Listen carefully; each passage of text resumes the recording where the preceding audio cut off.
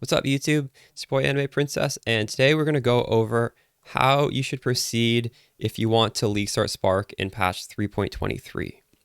Now, going into patch 3.23, we are receiving a nerf to the Spark Gem. Spark Gem is losing 19% increased projectile speed from scaling from level 0 to 20. So on day 1, you are going to notice that a 19% projectile speed loss. And then with gem quality, you're no longer getting 20% increased projectile speed. So in total, you're losing 40%.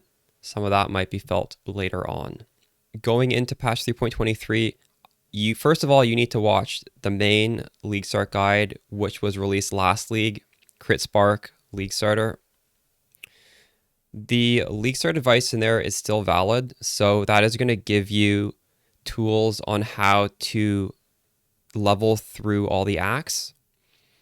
And the way we leveled through the acts was almost a melee playstyle anyways, so losing this projectile speed isn't going to matter in a day 1 scenario. We're going to be leap slamming onto monsters and then casting Spark with the Orb of Storms, and we're going to kill them from close range. I mean, it's not good to be losing the 19% increased projectile speed, but we're still going to play the same no matter what for day 1. And then this video is also going to give you some resources as well as, some uniques you might want to target. So obviously finish watching that video and then you can come back here. And this video is going to help bridge the gap between 3.22, 3.23. I'm going to give some specific insights on how to make Spark feel the best going into this patch. So this is what we're covering in this video. Now what we're watching in the background is actually my own day 1 gameplay from the previous league. And we're doing some heist, and this is what I would suggest for you guys to do on day 1 as well. So as soon as your character hits the magic number level 60, this is when you should go into heist and start buying up some contracts from the vendor. Now level 60 is important in my opinion because this is when the chaos recipe starts coming online, and heist will drop a lot of jewelry, which means you'll be able to do a lot of chaos recipe. So you can Google what chaos recipe is if you want, but basically it's an un-ID'd item from every single gear slot. You sell it to a vendor and he will give you back 2 chaos orbs. And you're going to make a lot of chaos orbs just churning through heist this way.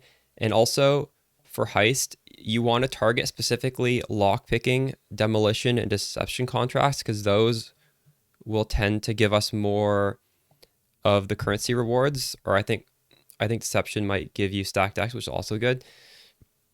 And that just compounds. So you're getting a lot of chaos from the chaos orb recipe, and you're also getting a lot of chaos from the chests. Now, in order to sustain contracts, every time you level up, the vendor gets a whole new list of stuff you can buy from him. So I would suggest doing this for a few hours. This is what we did.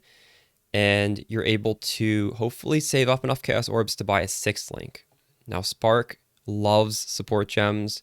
And if you can get an early 6th link, you're just going to be set. I highly recommend doing this even pre-Katava. Yeah, just level 60 onwards. Just keep blasting that heist. Farm up as much money as you can get. Spend a few hours doing this. And it's going to make the whole rest of your league feel super smooth. These next 2 points are covered in the main Spark League Starter video, but I do feel the need to re-emphasize them here because I think this is the most important key to having success while playing Spark. So first off, going to my YouTube channel, there's a playlist called Crit Spark Content Playlist, and this is really going to handhold you throughout the whole league. Now, there's only so much a Path of Building file can help you with, and there is going to be a Path of Building League Start guide attached to this video as well as to my main League Starter guide. But if you look through here, no matter what the data recording, it's all basically in order, and if it's in here, it means it's not outdated. And this will help you with really personalized tips and advice for where your progression is at. So for example, day 1, day 2, day 3, things can be a little bit dicey with Spark. And if you're going off a POB, you might not know exactly what sort of stuff is crucial to help get you over that initial hump and what pieces you can maybe not worry too much about. And that's exactly what these videos talk about. These will ensure you have success. So make sure, especially if you have any trouble, come back to this and try and see where you're at. But really, like, all these videos should be helpful in holding your hand throughout the entire league. And the second thing I want to talk about is my Discord channel. Now, there are 1,000 people online right now, and there's over 2,000 members. And this is a Spark Discord channel, so everybody in here knows how to play Spark, or they're a new player who's looking to learn how to play Spark. So, you know, there's general chat, you can talk about whatever you want. Crit Spark discussions probably in just the main Spark channel. And, you know, there's also specialized, like Trickster or a Stacker. You're going to be able to find a lot of like-minded players in here, and you can share your build, you can look for advice. It's a good resource to get some more like one-on-one type help.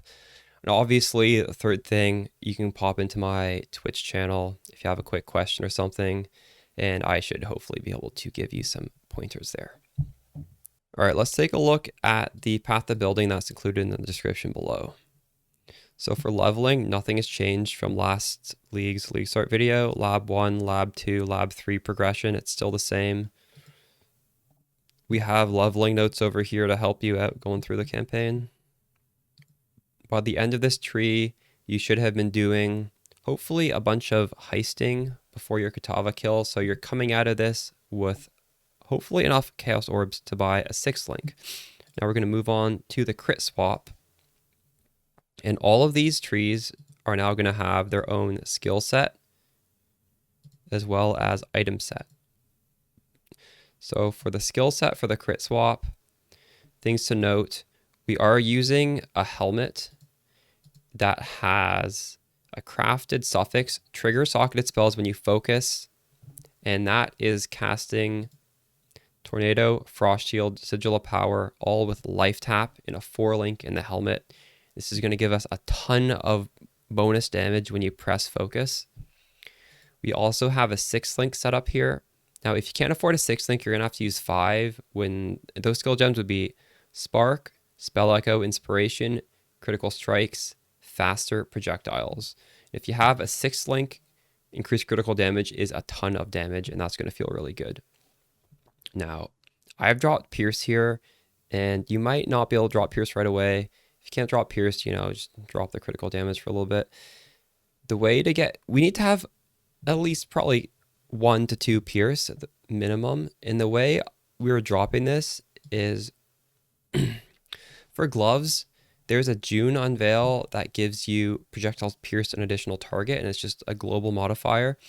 And if you want to get 2 pierced, you can also use Eldritch Ichors to get an additional pierced in the implicits. This is the easiest way to get a bunch of pierce for very cheap.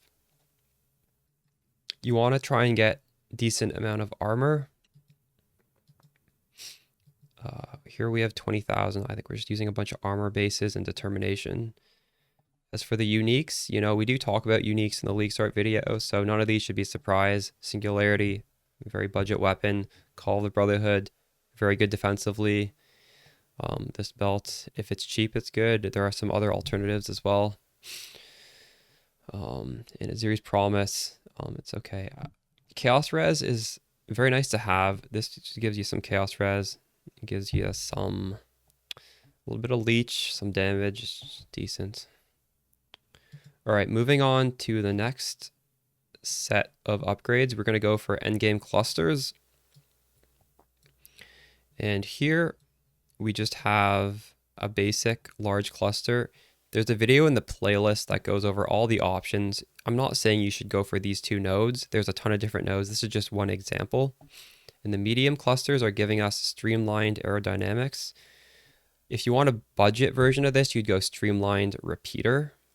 That's going to be much cheaper because that only takes 3 of the speed fossils to hit. I think Shuddering is the fossil, whereas this one takes 18 fossils to hit. Just 1 resonator with Shuddering. The benefit of aerodynamics over repeater is it gives you pierce. So again, if you get 2 Pierce on the clusters, that's just really, really good. A little bit more expensive. And obviously Enduring Composure, this is very powerful as well. Very good defensive layer. So that's how this tree progresses. As you get more money, you're going to put it into this cluster setup. So for the items, now you're going to have to work towards some of these items because these are chase items. So, you know, just upgrade them one at a time. Aegis Aurora, extremely good defensively. Replica Dragonfang. I don't think Spark is going to be too meta this league because it did go through a couple nerfs. So I believe this will be hopefully quite cheap, and this is extremely powerful. So if this is cheaper than Ashes, you would go with this. And it's almost certainly going to be much cheaper than Ashes. Called Brotherhood again. Death Rush. It's a great amulet. This gives us a lot of defense, a lot of speed. It's just everything about this is good. Yeah, just all the gears a little bit better. For the skills, what has changed here? I don't think anything has changed. This is still the same. Yep. All right. And now we're moving on to some aspirational stuff. I'm not talking about going Petrified Blood in this video, but they're in the Spark content playlist. As you go further down, it's going to show you how to do more advanced things like swap over to Petrified Blood. Oh, there's actually one intermediate skill tree and item set that doesn't correspond to a tree, because this is simply showing how you could incorporate 8-link Spark Gloves, and the tree is not going to change. You could still just do the same endgame cluster tree. So obviously with this item set, we have a pair of fingerless silk gloves that are 8-linked, and these are not too expensive. These cost around 15 to 20 div to craft. As you can see, I literally just pulled this from the trade website. I think it was 15, 20 div. I don't know. You don't need to have perfect modifiers. You just want to have these modifiers. They don't need to be T1 roll. It's still going to, it's not too different if you get slightly lower, like level 16 faster proj, level 16 faster casting. Who cares? It's still going to be very, very good. So you're going to have a 4-link Spark, but it's going to be supported by faster projectiles, which we want now because there was a projectile speed nerf. Faster casting, very great. Cast speed is huge multiplier. This gives us some base crit chance, which will help us crit cap. Critical strike multiplier, you know, if you get this as high as you can, crit multi is super strong. Although obviously if you want to get slightly cheaper glove, you're going to probably have to cut back on that. And we still get the pierce. And this glove has a dead mod, I believe. One of the prefixes is dead because it's cheap. We're going for a cheap one. As for the skills, now since you're only using a 4-link, we're going to resort to Spark, Spell Echo, Inspiration, and you take your pick, either increase critical damage or Pinpoint. If you want Pinpoint, remember you need to grab, instead of whatever cast master you have, it needs to be +1 intensity. As we approach the end of this video update, I do have a few miscellaneous talking points I want to go over that may help on a league start. And the first one is an optional pairing of bow and quiver that should feel pretty good all the way up to red maps if these are cheap and available. And this would be Widowhail plus rear guard with high rolls. So this slide is showing what it gives you. It gives you a bunch of projectile speed, which solves that one link of faster projectiles. You won't have to use that anymore. It gives you moderate increase of damage. Gives you flat armor, which is great, and a bunch of block and spell block, which is also great. These may very well be 1C items. Just make sure you do buy them with high rolls. If it's a low roll, this is going to feel a lot worse. And if you choose to try out this tech, again, first of all, it should be affordable. So if you don't like it, no harm done. It's hopefully going to be 1 to 2C. And the way you'd adjust your build is you would no longer be able to use Tempest Shield, which actually means you can use Herald of Ice instead, which feels very good. Next up is the Transfigured Gem Spark of Unpredictability. I have a video that came out just the other day that talks about the two Transfigured Gems. I think this one is going to be more powerful than base Spark. If you want the details, go watch that video. Otherwise, just keep an eye out for this gem. And if it's affordable, I would recommend using this over basic Spark. The final tip I'm going to leave you guys is going to be in relation to one of the stronger upgrades we're going to make as we're progressing through the content playlist. We reach crafting guide for a frenzy on hit plus spell crit body armor. If we open this up, this is the body armor we're crafting. It gives us an increased base critical strike chance, which is a lot of damage, as well as frenzy charge generation. This is a very powerful body armor. And this video suggests you use a sacrificial garb because in the past, we used to use Spark as a 6th link in the body armor. And if you corrupt your Spark into Vol Spark, this implicit gives you +1 level to your Spark gem, which is pretty nice. However, moving forward, I think there's going to be more incentive to put your Spark in an 8-link gloves simply due to the increased projectile speed you get from that.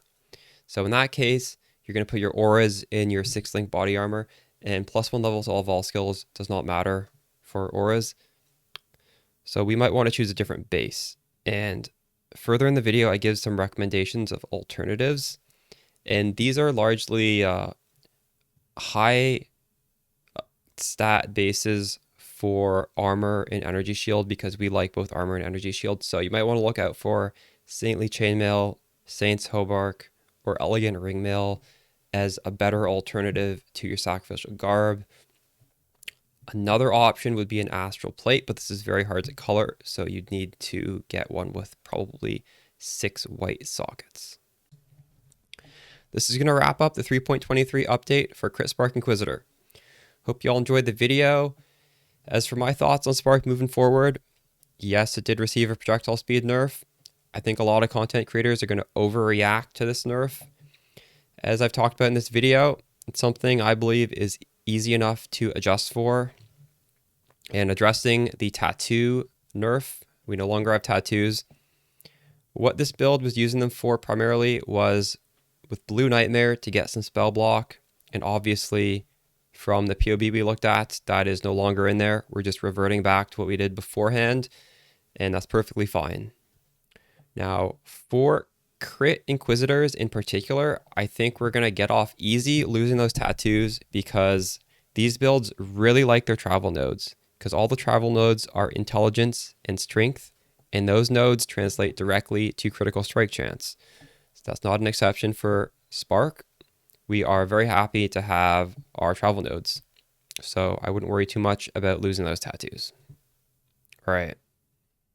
Well, looking forward to seeing you guys tomorrow on Leaguestart. This is the first league I'm not going to start Spark in a while, and that's because I want to do some magic finding with my buddy, and the way to do that is with a Tornado Shot character. So you'll see me on Twitch streaming some Tornado Shot for the first couple of weeks, and then we're going to double back and do some spell-based builds because that's what I love. But that's what you're going to see on Twitch. Anyways, I hope to see you around. And yeah, we'll be back on the Spark train later on in the league. All right. Peace.